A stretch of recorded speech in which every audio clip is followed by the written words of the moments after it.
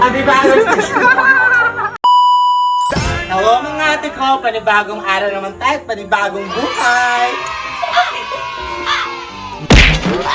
At dahil nga ang init sa loob ng bahay ay napalabas nga pala ako dyan at napatambay nga ako dito sa aming labas ng tindahan para magpa-cute at gumawa ng eksena. At dahil nga napag-isip-isip kong Mother's Day naman ngayon, ano kaya't bigyan na lang natin ng bulaklak ang mga kapitbahay kong chismosa na galing din sa kanilang harapan. Bet? At ayan, naglakad na nga pala ako para puntahan ang bahay ng ating pagbibigyan. Tara, samahan nyo ako. At abay, napakadami naman pala ng bulaklak din sa kanilang harapan. Ay nakakatuwa naman. At inamoy-amoy ko na nga mga bulaklak dyan at ako ngayon natuwa at napakaganda. At ayan, pinitas ko na nga yan para mabigay ko na sa aking lola. Hindi pa nga nakontento ang ate nyo ay may pagkuha pa din sa may Santa Ana. Samahan nyo na nga pala akong bigyan ng aking lola ng ating magandang bulaklak. Naglakad-lakad na nga ako dyan, dala ang aking magandang bulaklak at bibigyan natin ang ating lola dahil nga Mother's Day ngayon. Sa tagal-tagal ko na naghihihiyaw ay ngayon lang lumabas ang aking lolang napakaganda. At walang kalama-laman lula, nasa harapan ko lang naman ari kinuha, ari mga bulaklak na aking daladala. At ayan, agad ko namang binati ang aking lola at binigay aring napakagandang bulaklak at sinabi kong Happy Mother's Day. At agad ko namang sinabi sa lolang Betty na dyan lang naman ari sa harapan ko kinuha ang magandang bulaklak na binigay ko sa kanya. At sinunod ko namang puntahan ang bahay ng aking magandang kumare. Ayan na agad nga ako nakakita ng magandang bulaklak din sa kanilang harapan. At ayan nga, pinitas ko na itong ating ibibigay sa kanya. Tara, samahan nyo nga pala ako sa kanyang bahay. At nagtatawag na naman ako din sa kanilang bahay. At sabi ko, Mare, may bibigay ako sa iyo. At hindi pa nagsasasagot at busy ata sa kusina sa pagluluto. At dali-dalingan lumabas ang aking kumare at narindi na sa aking bunganga. Ayan nga, at napapasok na nga lang ako at bigla akong nasabi, Happy Mother's Day, Mare. At daladala ko ang aking napakagandang bulaklak. Nabi ko nga pala sa aking kumare na dini ko lang ari sa harapan nakuha. At agad naman akong hinampas, ba't ko naman daw kinuha? Ari naman daw ay kanyang pagbebenta. At sabi ko nga, Jay, sorry na. Alam mo ng Mother's Day ngayon, pagbigyan mo na. At agad akong lumiban din sa kabilang karsada. At nakakita nga pala ako din ng mga bulaklak. At agad ko nang pinitas para ibigay din sa may bahay. At agad ko namang ibinigay ang daladala kong bulaklak na aking hawak-hawak. Dahil daw dyan, sagot na daw niya ang 2 linggo kong panghulog sa aking card bank. Ay pagkasarap naman ay perfect. At nakakita na naman akong puno ng bulaklak din Hinila-hila ko na nga at pinag-aalog ko pa. Hindi matanggal-tanggal sa kanyang puno. Nagang pagkakatigas na At ayan, nandini na nga pala ako sa bahay ni Madam Maybel. Dala-dala ang makunat na bulaklak na aking pinitas. At tinawag ko na nga pala dyan si Madam Maybel. Ayaw nga lumabas at nahihiya nga daw at hindi pa daw siya nakakapag-makeup at gown. Sabi ko naman, bibigyan ko lang naman siya ng bulaklak. Ay ayaw pa din. Siya, nag-share ka na lang, Madam. Happy Mother's Day. At nakadungaw na nga din ang aking tsayang maganda at tanaw-tanaw na nga ako kung ano baga ang aking daladala. Agad naman akong pumunta para mabigay na rin bulaklak na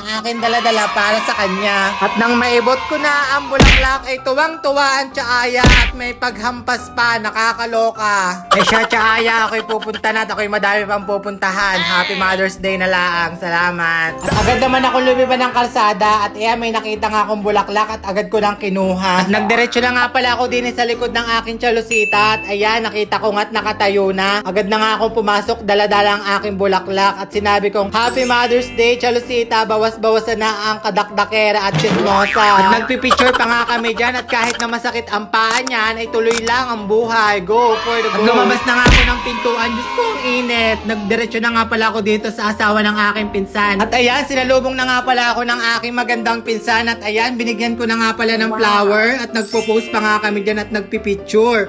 O diba pa? Sinunod ko namang puntahan ay ang kapatid kong naglalaba din sa amin tabing daan. Tayan nga, paparating na nga ako, daladala din ang aking magandang bulaklak na nakuha sa kapitbahay. At ayan, nagulat sa akin at may pa-flower nga ako. At ayan, may pagbati pa sa akin at mahal naman daw niya ako. Kahit napaktigas daw naman ang aking ulo. Perfect! Pinasok ko na din ang bahay ng aking kapatid na chismosa at ayan nga, hinahanap-hanap ko nga yan sa loob. Di ko nga makita-kita at ayan, puntahan natin sa kwarto ko, nandito nga. At ayan, nakita ko ngayon nakahiga. Diyos ko, masakit daw ang paat ni Rara Yuma. Agad ko na nga ang inakay at ayan, nilabas ko na para bigyan ng flower. Yan pa ika.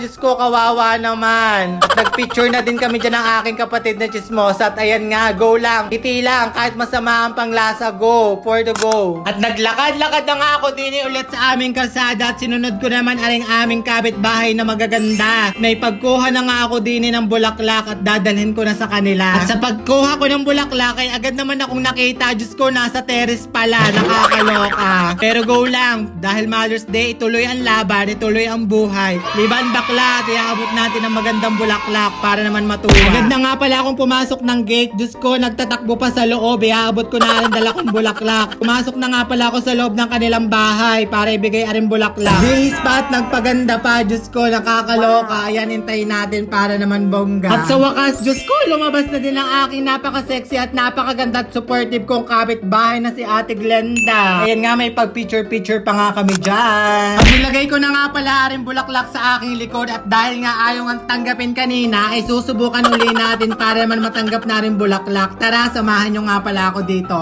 Dagad-dagad ko nga palang binigay sa aking kapitbahay at agad naman tumakbo. Diyos ko, ayaw talagang tanggapin ang aking bulaklak. Ayaw makita din sa video, nakakaloka. Sabi ko na may Mother's Day naman ngayon. Yan ang panghuli po natin bibigyan ay ang nanay kong bungangera at talakera ng taon. Pero mahal na mahal ko yan kahit yan ay ganyan. Ayan nga, may paisandaan pa nga kami dyan para man matuwa at hindi na ma-high blood ngayong maghapon. Happy Mother's Day, Mother! I love you so much. At sa lahat ng mga dakilang ina sa mundo, Happy Mother's Day to all. God bless!